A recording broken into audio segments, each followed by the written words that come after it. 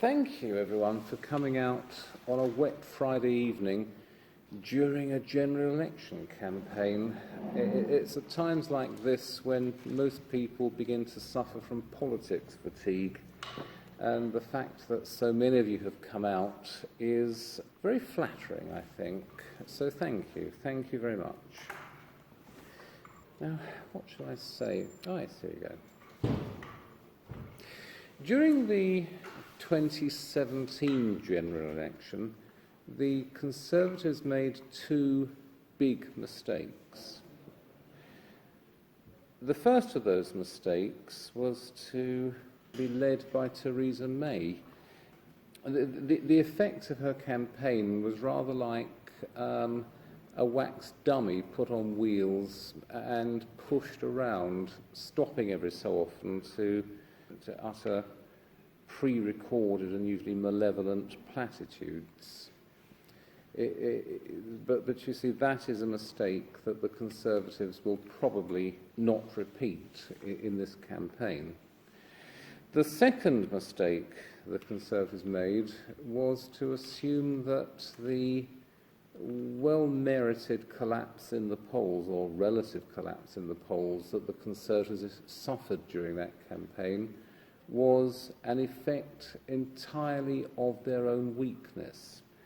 Jeremy Corbyn, so the narrative goes, is an elderly communist with some very questionable friends in Hamas, Sinn Féin, IRA, and who wants to make England into something like Venezuela plus social workers.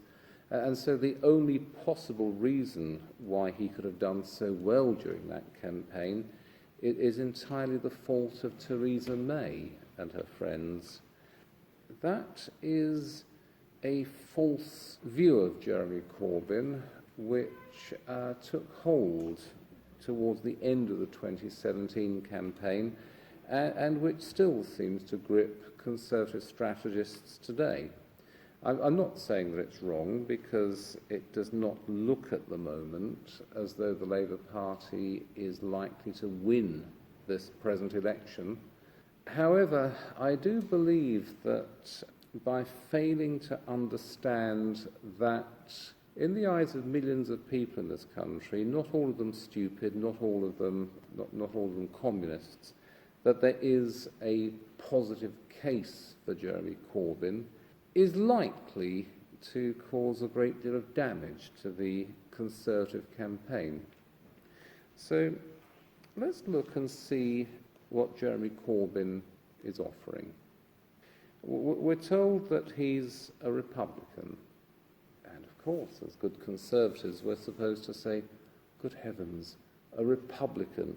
He wants to pull down our gracious Queen from her position.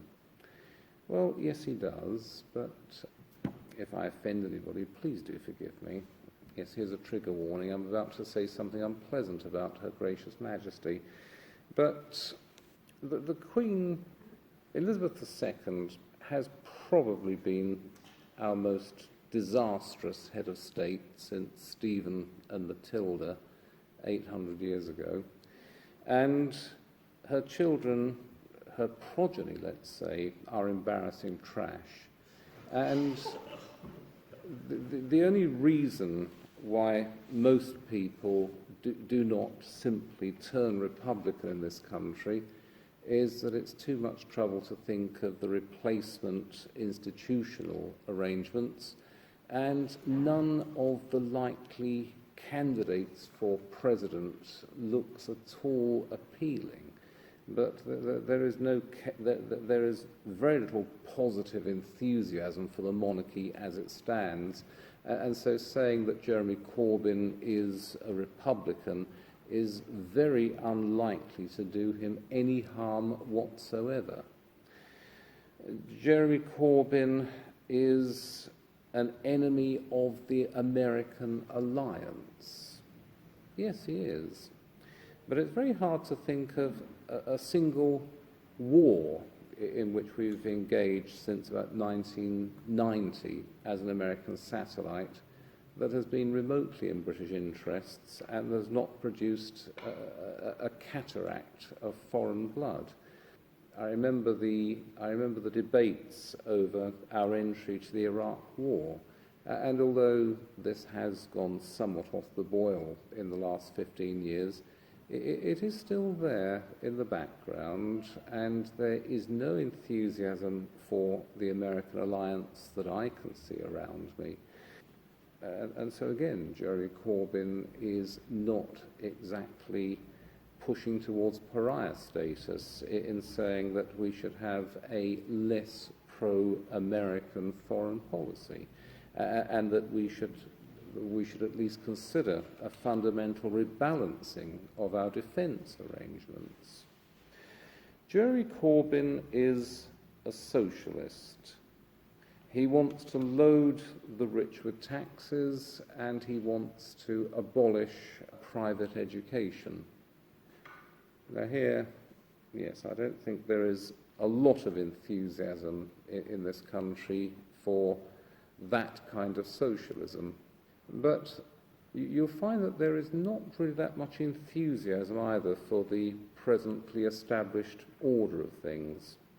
You do not grow seriously rich, you do not get seriously rich in this country by engaging in entirely free market entrepreneurial behaviour. Most great riches in this country seem to come about by getting into a network that runs a series of interlocking scams on our savings and our tax money.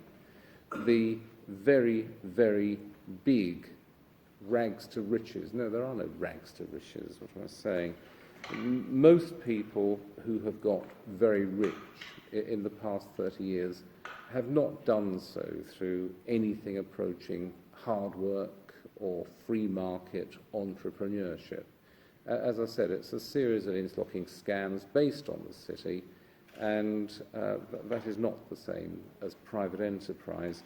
And again, as for private education now, for the avoidance of doubt, the right to educate your own children in your own values, so far as you are able, is one of the most fundamental rights that there can be. But as far as most people are concerned, when they hear the words private education, what they see in their minds is the great public schools. These are no longer rather Spartan institutions where the children of the elite go to have their minds shaped by Greek syntax and team sports until they're able to establish the modern sciences and to conquer and to administer a great empire. They are nowadays largely finishing schools for the children of the plutocracy. They are places where a largely insulated plutocracy reproduces itself across the generations, and Jeremy Corbyn's proposal that they should have their charitable status removed is unlikely to make many people boil with anger. Turning to his wider socialism, once you strip away the more alarmist talk about spending £40 trillion on the National Health Service, all that Jeremy Corbyn is talking about, all that he is likely to be able to deliver, is to spend more of the tax money we already pay on services and benefits for the taxpayers. I'm old enough to remember the 1970s. This was not a decade of lost content. It was not in any sense utopian. However, I could go swimming for about a third the price of a Mars bar.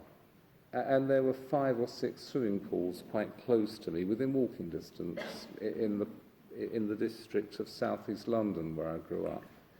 And for, again, about a third the price of a Mars bar, I could get on a bus and travel from one side of London to another. There were 4 libraries, public libraries, within walking distance. And these libraries had all the texts that I needed when I decided to learn Greek and Latin, and when I became interested in free market conservatism or libertarianism. Those public libraries had texts of things like Hayek, his Constitution of Liberty, which I found in my local library about a quarter of a mile from where I lived. Capitalism and Freedom, all sorts of standard libertarian or conservative texts were readily available in my local library. And when I went on to university, my tuition fees were paid by the state as a matter of course, and because my parents were not very wealthy, I received a full student grant which paid for all of my expenses. And because I didn't drink or smoke, I found when I graduated that I had a small positive balance in my account. It's also an age, moving away from people like myself, it's an age where a bus driver could buy a 3-bedroom terraced house in London while his wife stayed at home to look after the children. Jeremy Corbyn's promise to bring back something like that is not unattractive. And it's not at all unattractive when you bear in mind that all of these things were available in the 1970s, and the total share of GDP taken in tax was about the same then as it is today, and the public sector borrowing requirement was slightly lower in the late 1970s than it has been for the past 10 years. And so Jeremy Corbyn is offering us a return to the 1970s, which your average Conservative candidate will spit out through the corner of his mouth as though Jeremy Corbyn was suggesting the legalisation of cannibalism or paedophilia, whereas as far as most people of my age and most people younger than me who can remember the days of Merry England, sounds like a return to normality, or at least a return to utopia. And so simply running a negative campaign against Jeremy Corbyn, oh look, here's another photograph of Jeremy Corbyn with Jerry Adams, is unlikely to put large numbers of people off voting for him. It may well be that this is the Brexit election, and it doesn't matter in the next few weeks how many mad women come forward and say that Boris Johnson touched me up in 1991. It doesn't matter what any of the politicians say.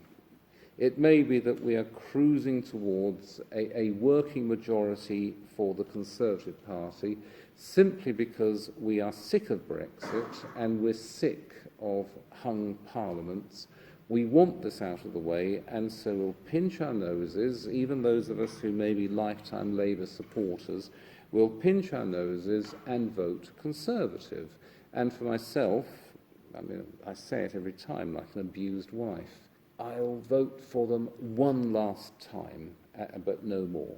But I've been saying that since, I've been saying that for a while. And I'm back there. Yes, I'll vote Conservative again, just one more time.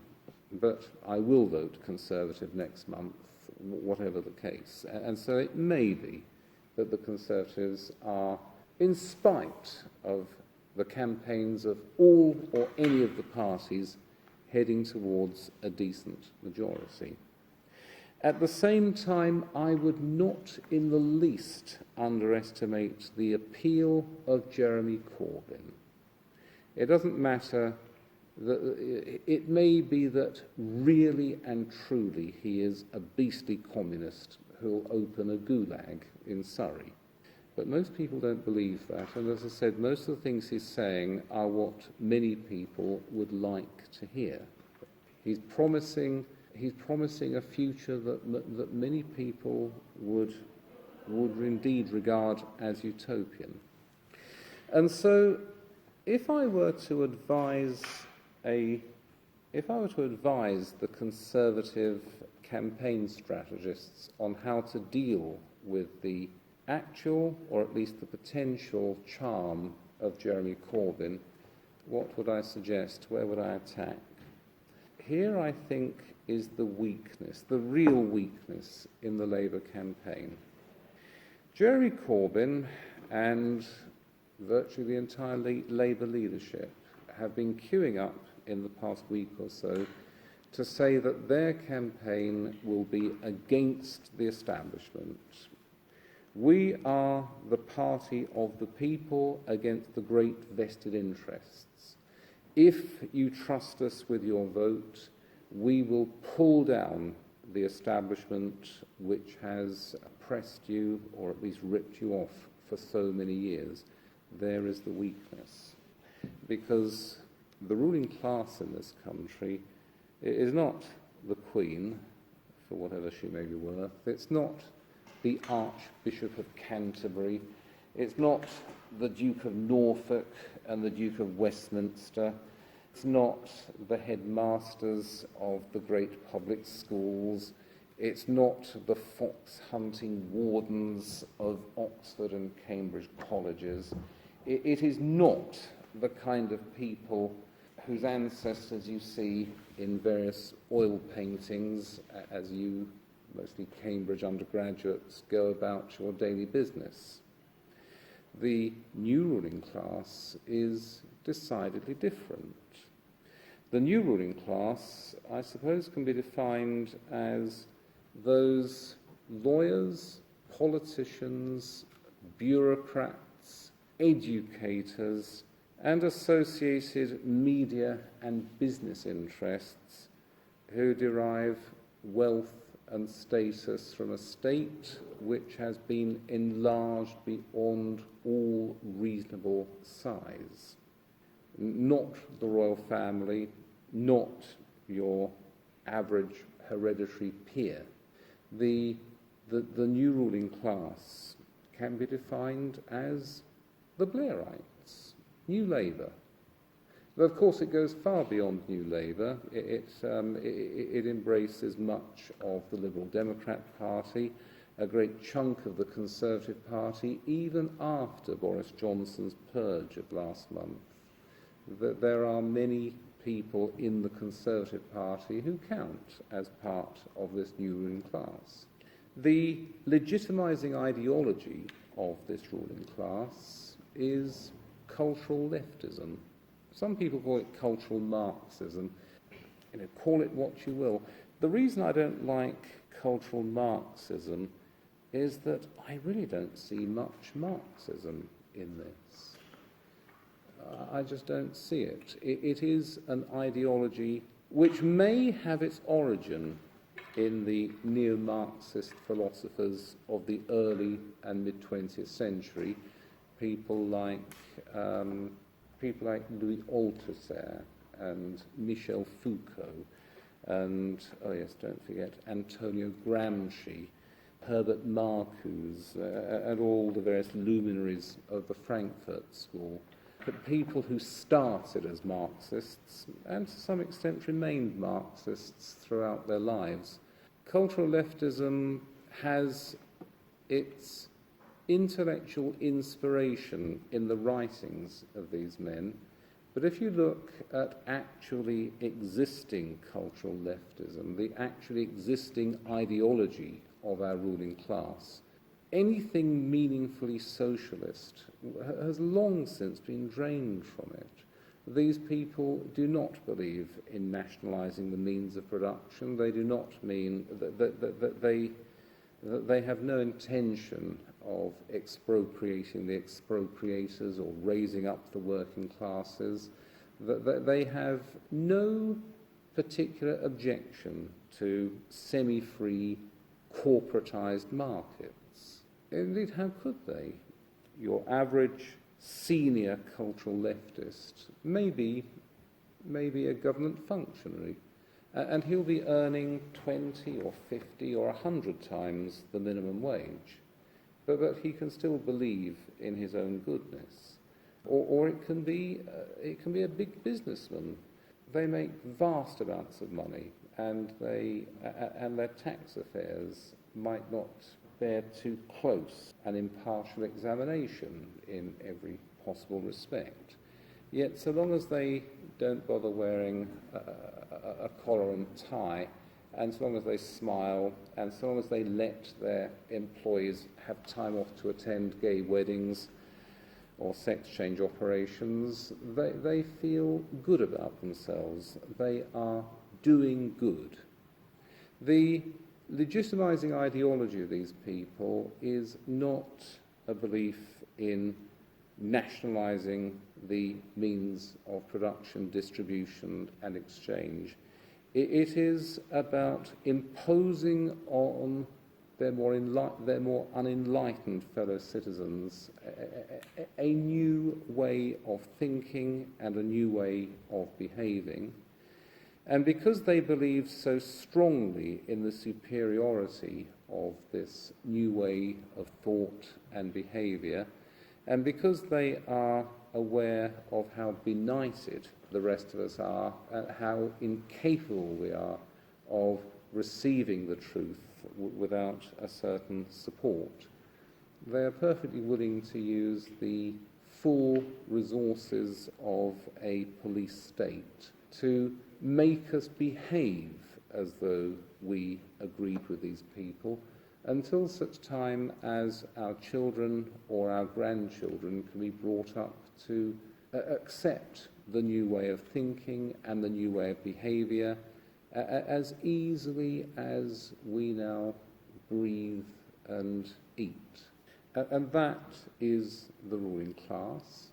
And the intellectual leaders of that ruling class are the Blairites, the people who emerged in the late 1990s, actually the people who emerged after 1987, but the people who enjoyed full hegemony after about 2000, and who very largely still do enjoy that hegemony. And these are the ruling class.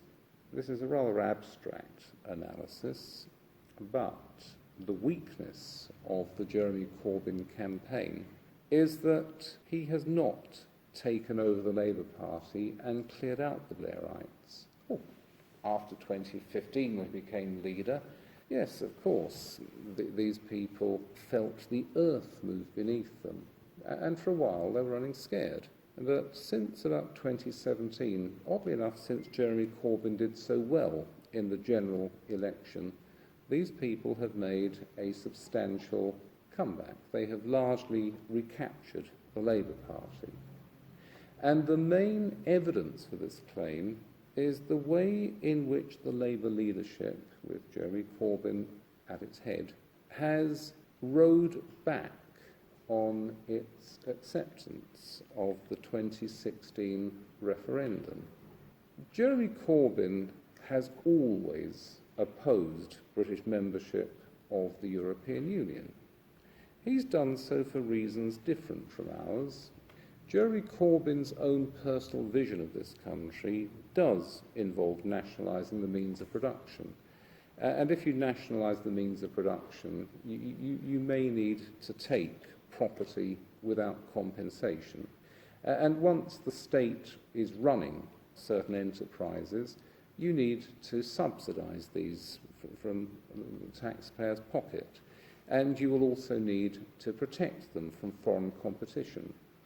And in order to stop your tax base from vanishing, you need to impose exchange controls to stop the free movement, the free outward movement of capital. You need to do all manner of things that are simply not legal so long as we remain members of the European Union. And so since he became a Member of Parliament, I think in 1983, Jeremy Corbyn has been absolutely consistent in demanding British withdrawal from the European Union. From 1983 until 2017, Jeremy Corbyn was quite open in his hostility to the European Union. He was forced in the 2016 referendum. he was forced with extreme reluctance to spit out a few words of support for continued membership. But everyone knew that he was delighted when the referendum went against Remain. And the Labour Party in the 2017 election promised that the referendum would be honoured.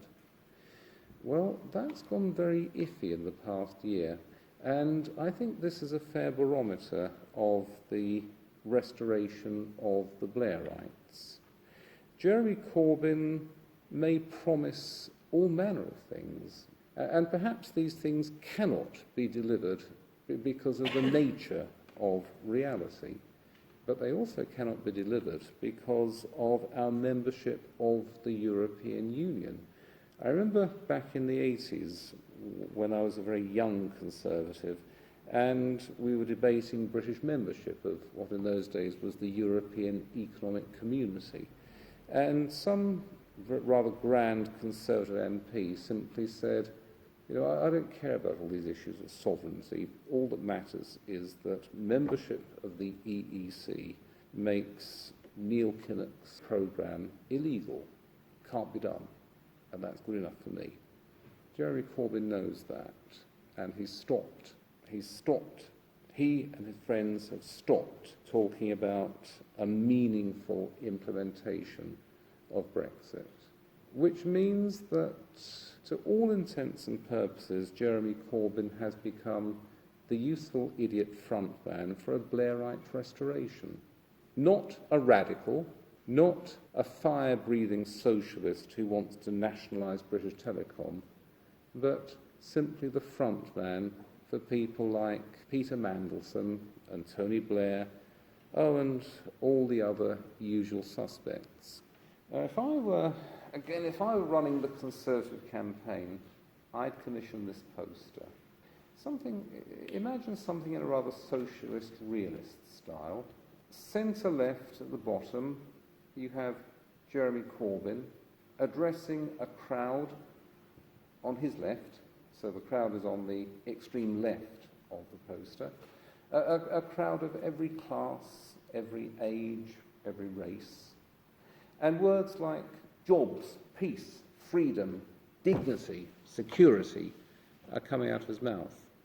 It's just that Jeremy Corbyn is a marionette. And behind him, the strings are being pulled by a somewhat larger Keir Starmer. And Keir Starmer is himself a marionette, and his strings are being pulled by Tony Blair and Jean-Claude Juncker.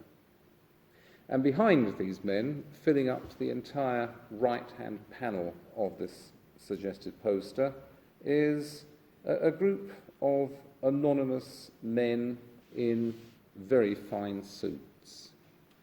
Now, you put that up all over the country, the caption you put under it, anti-establishment, ? Pull the other one. I don't know about the caption, you'd need to think about that, but this is the sort of response I would suggest that the Conservative Party should take to Jeremy Corbyn's own campaign. This is the way to neutralise him. We don't want to hear how many times he's had tea with Gerry Adams. We don't want to know. We don't want to know that he's going to gas all the Jews if he gets in, or that he's going to put bread on the ration, because no one seriously believes it.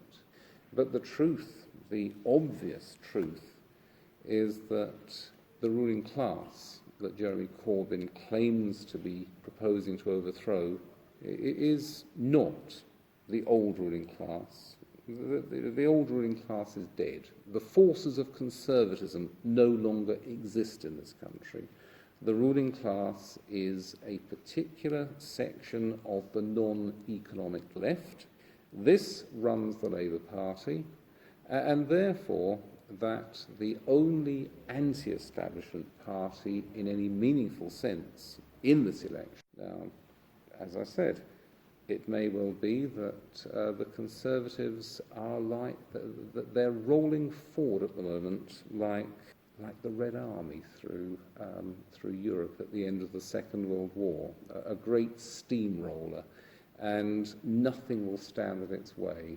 And that on the 13th of December, we shall wake up to a Conservative majority of 190 or something. But I wouldn't be too sure about that, because so many things could intervene.